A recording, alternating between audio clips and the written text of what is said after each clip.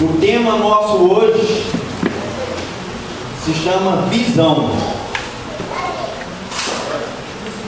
Uma coisa importante, Efésios capítulo 2.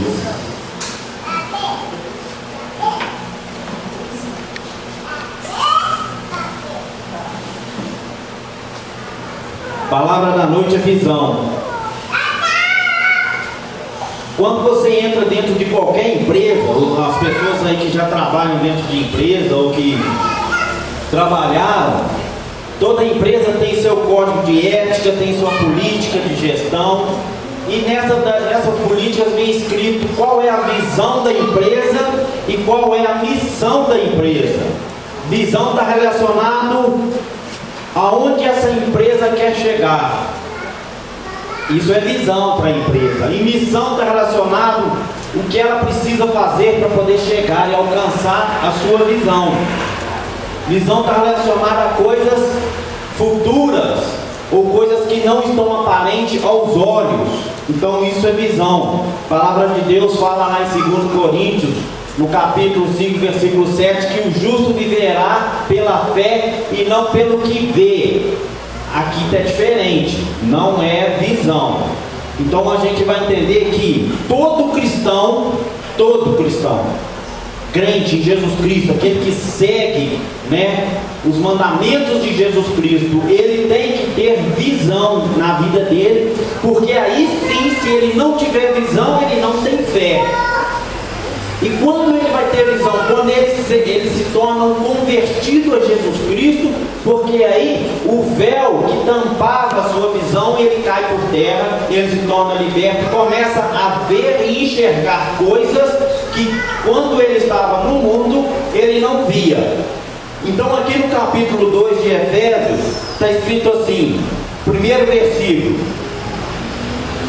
e vos vivificou, estando vós mortos em ofensas e pecados, em que noutro tempo andaste segundo o curso deste mundo, segundo o príncipe das potestades do ar, do espírito que agora opera nos filhos da desobediência, entre os quais todos nós também antes andávamos nos desejos da nossa carne, fazendo a vontade da carne e dos pensamentos, e éramos por natureza filhos da ira, como os outros também.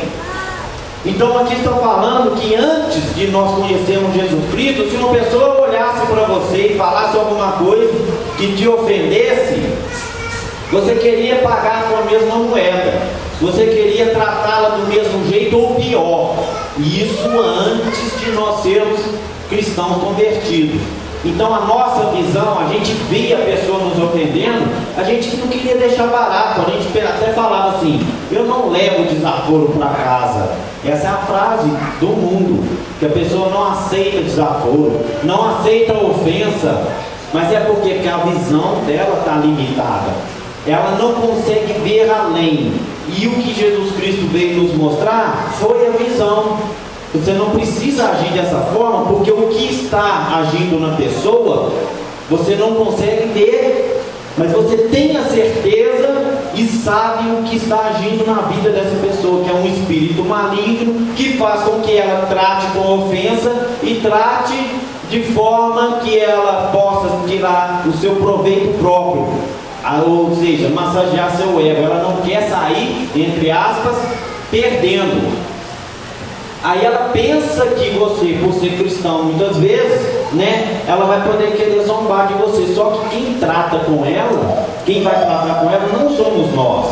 Aqui fala que nós não precisamos mais agir pelo nosso pensamento, pela força da carne, pela vontade da carne. Nós vamos agir agora pelo Espírito Santo, que quem vai batalhar por nós é o Espírito Santo. Porque se nós formos agirmos da mesma forma que ela está agindo, não há a chamada diferença entre o justo e o que não é justo. Então visão está relacionada a isso, você vai ver além. E nós temos que trazer isso para a nossa vida, para todos os nossos projetos.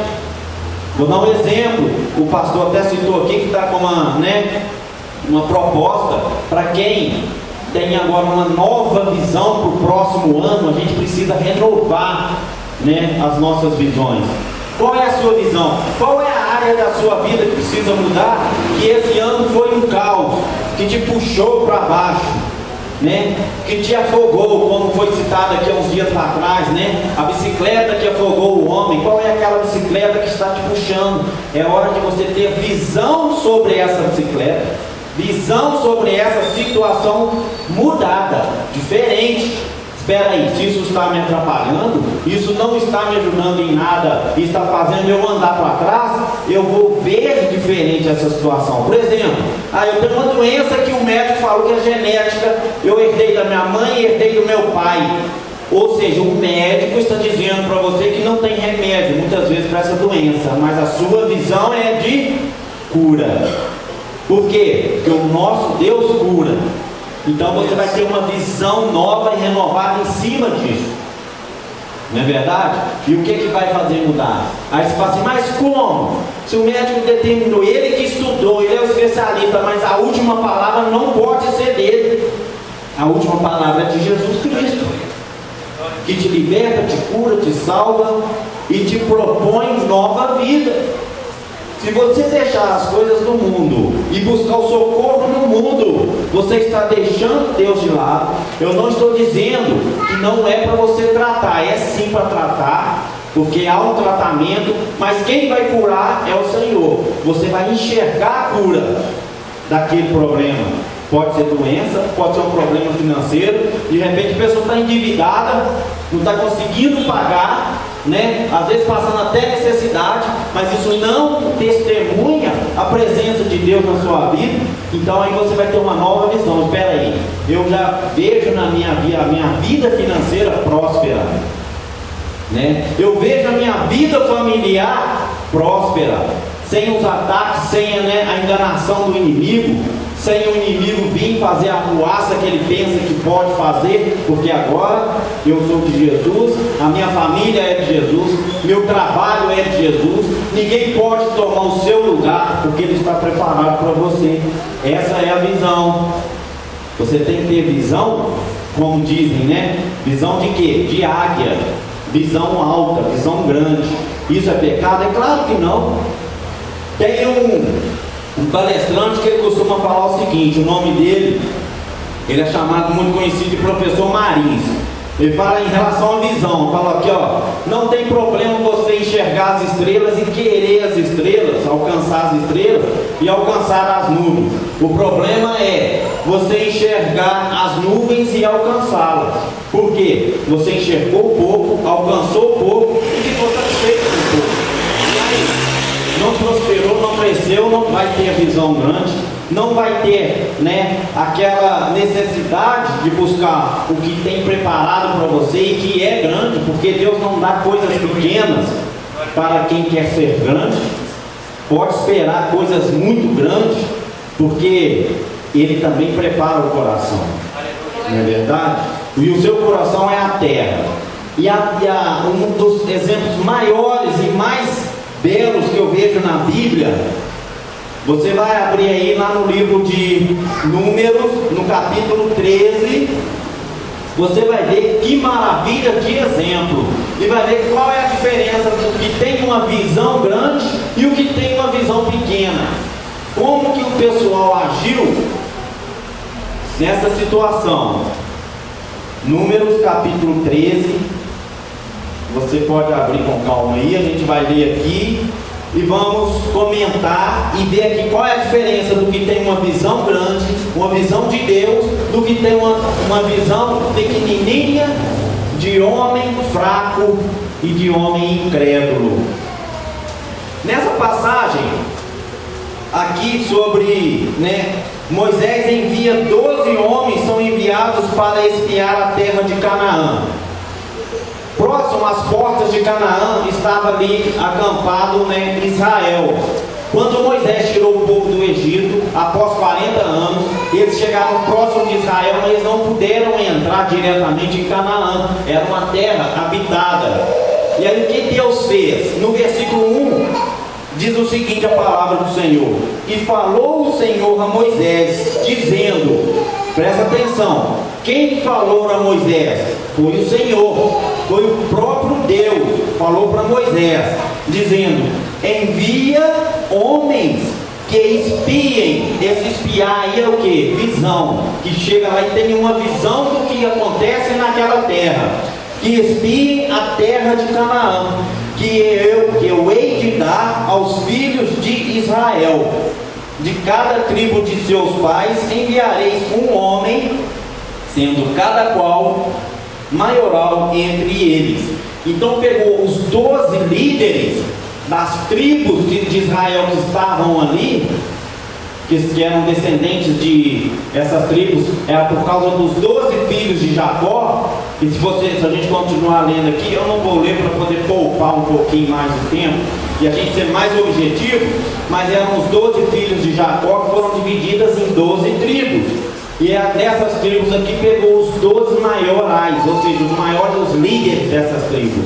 É os que comandavam essas tribos, mas que estavam sob o comando de Moisés. Enviou esses 12 homens.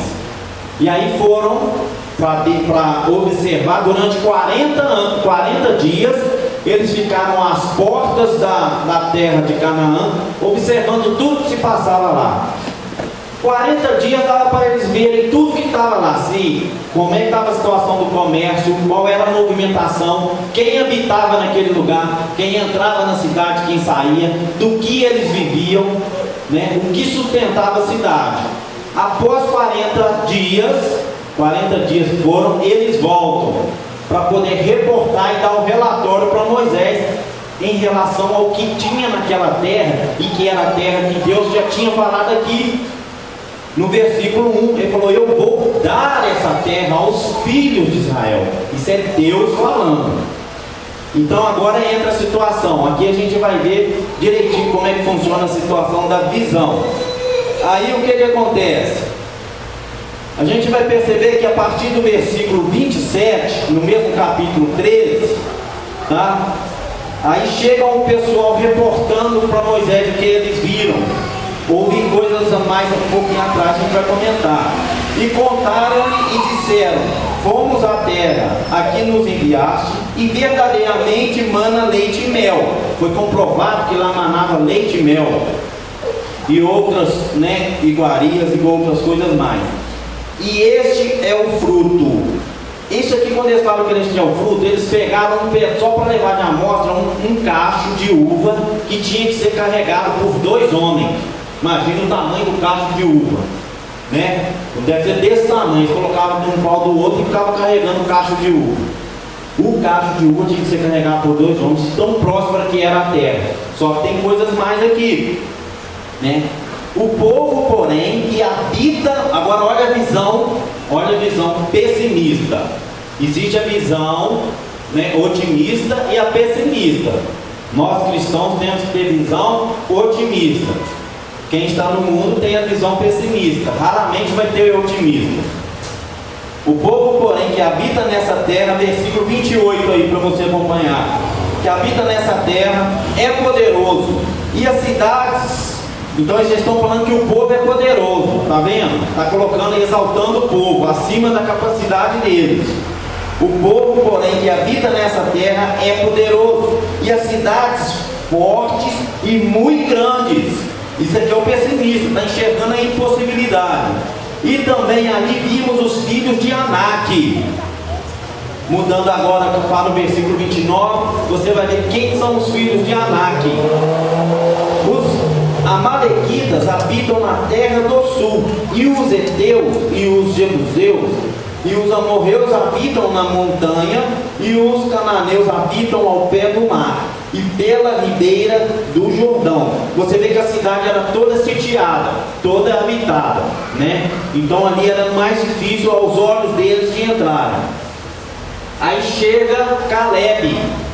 Caleb foi com Josué. Então Caleb é um dos que tinha a visão próspera, a visão que realmente prometia e que ele estava certo que Deus proveria a entrada deles lá. Olha só o que Caleb fez. Então Caleb fez calar o povo perante Moisés e disse: subamos animosamente. A visão diferente. O outro viu gigante, porque aqui na hora que fala desses, né, esses filhos de Anak, que eram considerados gigantes, cita a Bíblia que esse pessoal tinha um tamanho aí de mais de 3 metros de altura, né? Devia de ser, em vez de ser um Golias só, era uma cidade cheia de Golias, de tão gigantes que eles eram.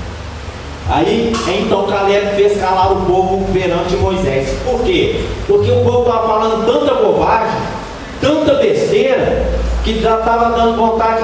Você vai ver, se você, a gente vai continuar lendo aqui, vai ver que muitos quiseram voltar. Aqui no versículo, no capítulo 14, muitos israelitas quiseram voltar para o Egito, para a escravidão, de tanto que esse povo negativo, pessimista, fez a cabeça deles. Aí o que acontece? Caleb falou para eles: calem a boca, porque lá é uma terra promissora, a gente tem muito para conquistar naquela terra, né? E possuamos-la em herança, porque certamente prevaleceremos contra ela, contra os que estavam naquela terra. Olha a visão de um homem de Deus. Ele sabia que Deus estava com eles, e aí ele pegou e falou dessa maneira. Aí vem: porém os homens que com ele subiram disseram: não poderemos subir contra aquele povo, porque é mais forte do que nós. É terrível, né? De 12, 2 acreditavam na prosperidade, na conquista da terra, e 10 eram contra. Olha que tristeza que é. E como o povo vai pela maioria de voto, né, que é assim que as coisas funcionam, eles queriam voltar para o Egito, retornar para o Egito. Vamos embora, porque esses gigantes vão matar a gente. A visão desses 10 é tão terrível que eles se subjugaram tão pequeno, menor ou igual a um gafanhoto. Você vai ver mais aqui à frente. E aí então, porém, no 31 aí: porém os homens que com ele subiram disseram: não poderemos subir contra aquele povo, porque é mais forte que nós. E infamaram a terra, que tinham espiado perante os filhos de Israel, dizendo: a terra pelo meio do qual passamos a espiar é terra que consome os seus moradores, e todo o povo que vimos no meio dela são homens de grande estatura. Olha o medo deles, olha o medo desse povo fraco, desse povo aqui. Eram uns 10 que tinham ido, e você vê que eles eram líderes das tribos, eram pessoas que comandavam. Se os que estavam comandando tiveram essa visão, imagina os que estavam na obediência desse comando. Então eles falaram: se esses caras que estão na frente, que é o líder, é tipo um general, nós somos de um exército qualquer e nós servimos a um general, o general vira e fala assim: nós não podemos combater contra o outro exército porque eles são muito mais poderosos. Nós, como soldados, vamos fazer o quê? Obviamente, se não tivermos na fé que Caleb e Josué tinham, nós vamos querer fugir, abandonar. É o que o povo quis acontecer aqui. Então ele fala, né? É terra que consome seus moradores, e todo o povo que vimos no meio dela são homens de grande estatura. Agora olha no versículo 33, como que esse povo se fizeram pequeno.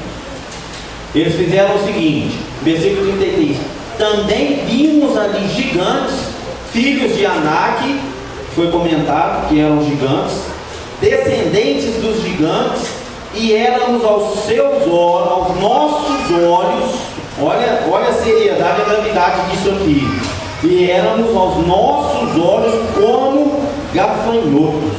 Eles se enxergaram como gafanhotos, se enxergaram como insetos perante aqueles gigantes, perante aquele povo daquela terra. Imagina só, os homens que eram líderes se enxergando como insetos, gafanhotos. Então o que acontece? Imagina o resto. E éramos aos nossos olhos, e assim também éramos aos seus olhos, aos olhos deles. Então o que significa isso daqui? Quando a gente fala de visão, infelizmente o ser humano peca, né? Ele se torna aquilo pelo meio qual ele vive. Dificilmente uma pessoa que vive num ambiente que nasce e cresce num ambiente pobre, eu não estou falando de pobreza material, não. Estou falando de pobreza espiritual. Dificilmente ela vai se tornar uma pessoa rica espiritualmente. Por quê? Porque o exemplo a ser seguido, ele é uma escola. Então, às vezes, a pessoa fala assim, uma criança chega e fala assim: mamãe, quando eu crescer, eu quero ser um médico. Se ela nasceu numa escola de pessoas que, espiritualmente está pobre, a mamãe dela vai falar assim: ih, meu filho, isso não é para você não. Seu pai não tem condição de pagar um estudo para você. Já começou a jogar água fria no sonho da criança. Já começou a limitar a criança. A visão dessa mãe é muito limitada ao meio em que ela está e ao que ela tem. Não pode ser assim, a gente não pode ter essa visão. Senão você para. Aí você fala assim: eu não tenho condições de ter, por exemplo, um carro hoje. Pera, eu não tenho hoje, mas eu vou trabalhar, vou juntar meu dinheiro e eu vou já enxergo o meu carro na minha garagem. E o meu carro ele é assim, pode enxergar até a cor dele. Você entrando no carro, tirando a garagem, abrindo o portão. Aí você fala assim: eu não tenho casa, enxerga a casa. Você enxerga a casa do seu jeito. A minha casa foi assim. Eu não tinha uma casa, eu morava na casa da minha sogra. É só ter parência aqui um exemplo. Eu comecei a fazer visão da casa que eu queria. E, assim, só mostrando mesmo. A casa veio do jeito que eu vi, do jeito que eu enxerguei. Ela existia para mim? Ela não existia para mim, mas ela já estava pronta. Foi até Deus providenciar. Agora não me pergunta como, porque o como não é nosso. Você quer ver como que o como não é nosso? O como é de Deus? Abre sua Bíblia no livro de Marcos, capítulo 4, versículo 27. Evangelho de Marcos, capítulo. Não fica preocupado: ah, mas eu não tenho. Como que vai? Não esquece do como. Se você olhar para o como, aos olhos do homem não vai conseguir. Evangelho de Marcos, capítulo 4, versículo 27. Isso aqui é para a gente aprender a se valorizar, porque nós somos criação de Deus, um Deus que criou todo o universo, e não é pequeno o universo, tá? Marcos capítulo 4, versículo 27 diz assim. Vamos ler do 26 para você compreender que isso aqui é a parábola da semente. Versículo 26. E dizia: o reino de Deus é assim, como se um homem lançasse a semente à terra, e dormisse e se levantasse de noite ou de dia, e a semente brotasse e crescesse. Eu não sei se tem Bíblia que está diferente, mas olha o finalzinho. Não que, sabendo ele como. Pronto. Aí eu imagino a minha casa com uma garagem, um carro lá bonito, novo, zero. Aí você paga isso para alguém, que a gente sempre conta.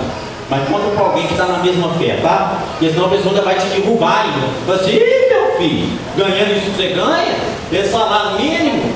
Aí você diz: mas realmente, rapaz, salário não dá para comprar assim não, então ferrou. Mal uma bicicleta. Aí te ferrou. Não conta para qualquer um não. Se for contar, conta para alguém que está na mesma fé. Isso aí, irmão. Põe seu projeto em prática, vai atrás que você vai conseguir. É visão. Então, o que acontece? Você está lá imaginando a sua casa com o seu carro todo bonitão na garagem, você entrando, saindo, chegando com compras, o carro para botar de compras, abrindo o porta-malas, abrindo o carro, levando a compra para dentro de casa. Você não tem isso ainda, mas isso é o que? Visão. Aí você fala: mas, meu Deus, como? Aí ferrou. Se você falou, perguntou como, meu irmão, não importa. Você vai lançar aqui a semente e deixa Deus. Deus vai crescer essa semente, Deus vai fazer ela brotar. É de Deus. Quando você planta lá na sua casa uma cebolinha, você planta uma alface, você até chega lá todo dia para ver ela crescer. Mas você quer ver como é que ela nasceu, Como é que ela cresceu? Você já viu árvores de 60 metros de altura? Elas cresceram numa sementinha desse tamanho. Como? É coisa de Deus. Então, isso é visão. Aí você vai ver a prosperidade na sua vida. Esse ano eu tô cheio, lá em casa só chegou o boleto para pagar, a conta de luz só sobe e deve subir mais, né? Porque aqui só a conta de luz só sobe. A conta de água também vai vir mais alta, a conta de água. Eu até já recebi lá em casa, vocês já devem ter recebido, né? Vai ter um tratamento de esgoto especial aí que a conta vai subir 40%. Não é notícia, não estou para passar notícia ruim não, tá? Mas é a realidade. Já chegou lá em casa e vai subir mais 40, olha que novidade, só, né? Então é o seguinte, aí esse ano muda, tudo bem, está chegando conta para pagar, mas vai chegar mais ainda a abundância na minha conta, dinheiro. Veja, olha para sua conta, eu estou falando visão, olha para sua conta e vê números positivos lá no banco, chega de ver menos, porque o nosso Deus é mais. Então a gente tem que ter visão do mais. Ah, tem menos? Não, mas vai mudar. Não importa como, mas vai mudar. Aí, então é o que eu estou falando. A gente tem que incentivar, mostrar e fazer acontecer na vida daqueles que têm sonhos, que têm, né, promessas de Deus. É errado sonhar? Não, sonhar é você querer ter o melhor para você. O ruim é você, a pessoa é triste quando a pessoa aceita um diagnóstico de um médico, um laudo que ele fala assim: meu irmão, você está com essa doença e vai com ela até o fim da sua vida, você vai ter que viver desse remédio. Isso é triste, porque a pessoa aceitou a palavra do doutor como sendo a última. Ele pode até te dar a palavra: olha, você tem essa doença, vai usar esse remédio. E se ele falar até o fim da vida, você está repreendido. Eu vou usar o remédio, mas eu vou ser curado em nome de Jesus Cristo. E não vou esperar morrer para isso, né? Porque a cura depois da morte, a gente não tem muita coisa nada. Já morreu mesmo, nem o remédio vai tomar. Então é visão. Aí o médico te diagnosticou: você vai tomar esse remédio pro resto da vida. Você já começa a ver, eu disse: não, estou curado, eu estou liberto em nome de Jesus Cristo. E não tem ninguém que vai falar que eu não sou capaz de me libertar através do nome de Jesus. Eu assisti um filme maravilhoso, quem já deve ter assistido aí, ele chama Em Busca da Liberdade. Ele é com o Will Smith e o menininho dele. Isso foi feito há muito tempo atrás, porque o menininho dele já está grande. O menininho dele desse tamanhozinho. Aí o filme é maravilhoso, porque mostra no filme a paciência que esse homem tinha com o filho. Porque a mulher não quis ficar mais com ele, porque ele ficou desempregado, sem dinheiro, não tinha condições de sustentar a casa, foi despejado, foi para a rua, e aí o que ele tinha que fazer? Tem que trabalhar. Ele arrumou um estágio, para piorar, o estágio que ele arrumou na empresa era gratuito, a empresa não pagava, mas tinha uma promessa para ele. A promessa era: se você for o melhor, a gente te contrata. Isso é baseado em fatos verídicos, tá? Isso é baseado em fatos verídicos. E aí, num determinado momento do filme, me chamou a atenção uma coisa. Além disso, né? O que me chamou a atenção é que ele saiu do serviço, foi pegar o menininho dele numa creche, porque ele tinha que deixar o menino na creche. A mulher largou ele, deixou ele com o menino ainda. E ele sem emprego, sem nada, tinha que trabalhar. Ele deixava o menino na creche, porque ela dava sopa, dava estudo, tudo gratuito. De tarde ele pegava e ia para um abrigo. Ele pegou o menininho, começou a andar com ele, parou numa quadra de basquete e está jogando basquete com o menininho dele. O menininho dele devia ter uns 6 aninhos. Jogando basquete. Num momento o menininho dele falou uma coisa tipo assim: papai, eu quero ser um jogador de basquete profissional. Muito, né? Assim, eu estou até conjecturando um pouco mais. Quero ser um jogador de basquete profissional, famoso, conhecido. O Will Smith virou para ele e falou assim: olha, você não consegue ser um jogador de basquete. Isso para você é impossível. Uma também que eu não tenho condições. Aí, como toda criança, foi emburrada, né? Fechou a carinha, foi para um canto, não quis nem brincar com o pai dele mais. O pai dele, sensibilizado com a situação, virou para ele aí, olhando, virou para ele e falou assim: filho, vem cá. Aí eu achei, eu bati palma, porque aí que veio a frase que importa, né? Falou assim: filho, vem cá. Jamais deixe alguém dizer para você que você não é capaz. Nem mesmo eu, que sou seu pai. Porque tudo que você quiser ser, você pode ser na sua vida. Isso foi maravilhoso, né? Então isso que a gente tem que passar para os nossos filhos. Você vê muita gente que continua com aquela, vem arrastando, né, do bisavô, do tataravô, aquela pobreza, aquela miséria, porque não pode ter, porque meu pai não tinha, meu avô não tinha, meu pai não era. Tem que quebrar isso. Meu pai não era médico, mas e eu? Eu não sou meu pai. Meu pai não era jogador de futebol famoso, eu não sou meu pai. O meu filho não é ele. Então o que ele quiser ser, ele vai ser, desde que não seja bandido, né? Porque a gente também não pode investir nessas coisas. Mas se ele quiser ser, né, um grande homem na vida e dar grandes exemplos, por que não? A gente não pode limitar. Isso chama o quê? Visão. Porque senão fica aquela coisa, o espírito maligno que está prendendo a pessoa no cativeiro, continua prendendo o filho, o neto, o bisneto, e vai arrastando aquela cobiça. Por isso que muitos filhos de homens que são ricos, continuam ricos, porque o pai já mostra a visão. Tem uma comparação que nos Estados Unidos, uma criança nasce, quando ela começa a desenvolver, o pai dela fala assim: filha, sua missão, primeira missão sua é ganhar R$1 milhão. R$1 milhão. Dentro de um ano você vai ganhar 1 milhão. Aí, no Brasil, um filho nasce, aí começa a crescer, o pai diz: se você quiser ser alguma coisa na vida, você vai embora, vai para a escola estudar, senão você não vai ser nada. Ainda dá nem não está aberto na cabeça, né? Não, vai embora e sai empurrando o menino a riveria. Se não estudar, não vai conseguir nada na vida. Não sou contra estudar não, tem que estudar mesmo. Mas põe visão, põe o melhor, né? Olha, filho, vai, estuda, mas o que você quiser ser, você vai investir naquilo que você quiser ser. Você pode ser, né, o que o seu sonho propõe para você. E toda pessoa tem um sonho, e às vezes a pessoa mata aquele sonho, porque está olhando o que esses 10 líderes estavam olhando, gigantes, e se fazendo de gafanhotos, de inseto. Eu sou inseto perto desse povo, eu não consigo. Consegue, porque só depende de quem? De você. Não depende muito, às vezes, mas meu pai não tem condição, meu irmão não tem, não sei quem lá não tem. Quem não tem são eles. Você pode. E se quiser, pode.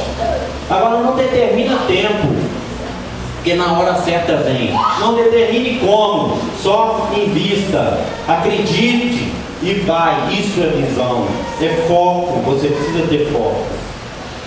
O nosso papel é ter a visão, e Deus vai fazer a missão. A missão é o como, aí você vai chegar lá, não é verdade? Todas as maioria das, né, curas de doenças, de enfermidades que já passaram por mim, porque a gente realmente é corpo físico, e esse corpo ele tem limitações, a gente sabe disso. Elas foram liberadas, graças a Deus. Depois que eu me converti, foi por visão, fé, que eu acreditei, né? Tem situações que eu cheguei no médico, na médica, e eu falei assim para ela: minha filha, como é que é essa enfermidade aqui? Ela falou assim: você vai ficar com isso aí pro resto da vida. Eu falei assim: e o remédio? Vou tomar o remédio por quanto tempo? Vai pro resto da vida. Aí ela passou a receita, eu falei: esse remédio aqui é... Eu cheguei, saí do consultório, cheguei a pagar a consulta. Saí do consultório, cheguei lá fora e rasguei a consulta.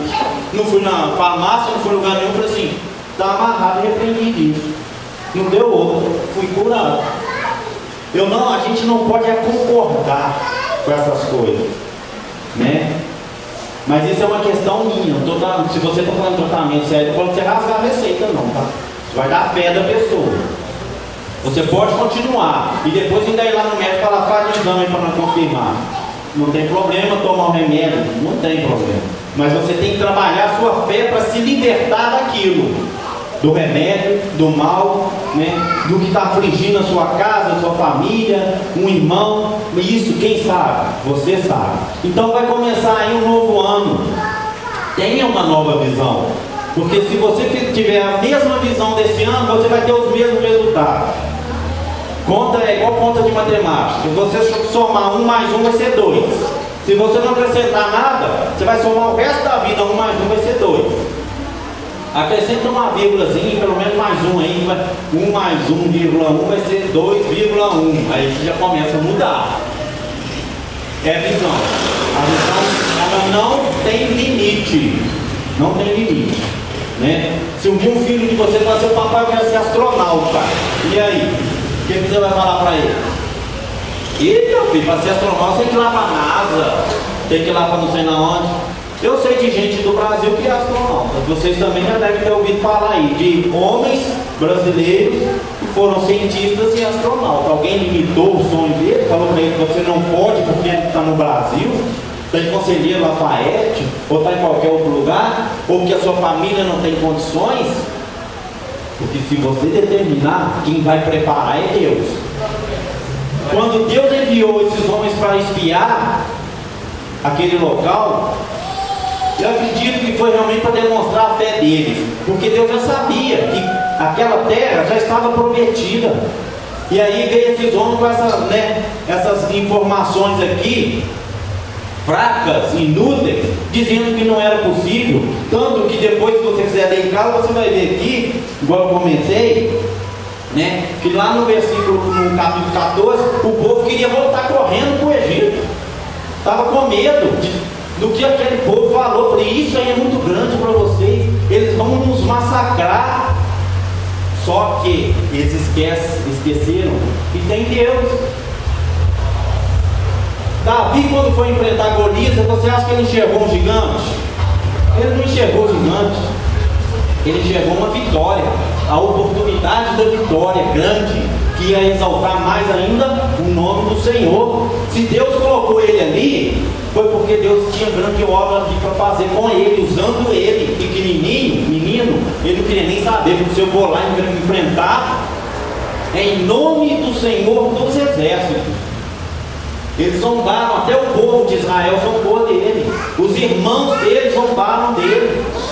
Mas a palavra de Deus fala que Deus tira você dentre os mais excelentes para poder te usar, dentre os maiorais para poder te usar. E aí muda o que? O que vai mudar? Primeiro, sua visão, né? Ali Davi falou assim: olha, esse homem está zombando do povo de Israel, 40 dias, 40 noites zombando e ninguém faz nada. Eu vou lá e vou vencer esse homem. Então ele já estava olhando a vitória, ele não sabia, não queria nem saber como. Ele foi lá, chegou lá na hora lá, ele só pegou umas pedrinhas, uns cascalhos, né? Ele tinha uma fita na mão, que eles deram o nome de funda, enrolou a pedrinha lá e jogou, e acertou a cabeça do gigante, derrubou ele. Ele venceu, e venceu várias outras batalhas, né? Então é assim, vai o ano que vem. O ano que vem a gente precisa ter novas visões. Para o dia de amanhã, novas visões. E para agora, mude a sua visão, né? Está sendo difícil? Beleza, né? Ninguém falou que vai ser fácil, mas quando você tem visão, você se torna acima de qualquer problema, você se torna maior do que qualquer problema. Então ande nessa visão. Tem muitas passagens na Bíblia que vai te incentivar e te mostrar sobre isso, e te dar certeza dessa vitória. E aí você vai viver sobre isso, vai viver isso. A Bíblia fala que nós temos que praticar a palavra de Deus, deixa ela estar dentro de você. O Espírito Santo vai fazer você se tornar um cristão de visão, para poder agir, para poder fazer a diferença, para poder transformar, mudar o que não está legal para aquilo que é bom em sua vida e na vida, e as pessoas vão perceber isso em você e vão saber que ali tem um verdadeiro cristão. Nunca olhe para as impossibilidades, só olhe para aquilo que é possível, e tudo em Deus é possível. Amém, povo de Deus? Então é isso. Vocês aprenderam hoje o que é ter visão. Aprenda a ter visão, a praticar. Pode praticar, porque a gente só consegue saber se a palavra de Deus é verdadeira e funciona praticando. Não tem outro jeito não. Você pratica e acontece. Essa é a verdade. Não é verdade? Então chega de ficar olhando coisas boas acontecendo na vida dos outros. Olhe para a sua vida e veja coisas boas acontecendo, e deixa que Deus faz o resto. Amém? Graças a Deus.